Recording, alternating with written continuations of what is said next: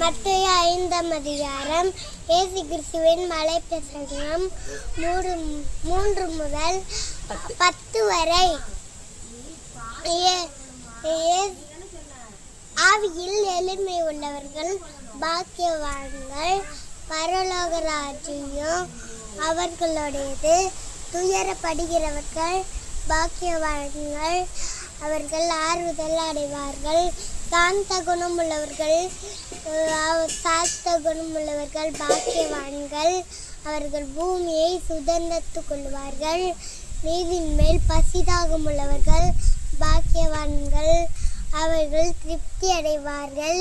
இரக்கமுள்ளவர்கள் பாக்கியவான்கள், அவர்கள் இரக்கம் பெறுவார்கள். இருதயத்தில் சுத்தமுள்ளவர்கள் பாக்கியவான்கள், அவர்கள் தேவனை தரிசிப்பார்கள். சமாதானம் பண்ணுகிறவர்கள் பாக்கியவான்கள், அவர்கள் தேவனோட புத்திரர் எண்ணப்படுவார்கள்.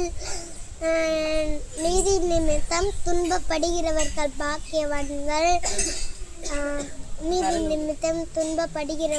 பாக்கியவான்கள், பரலோக ராஜா அவர்களோடது.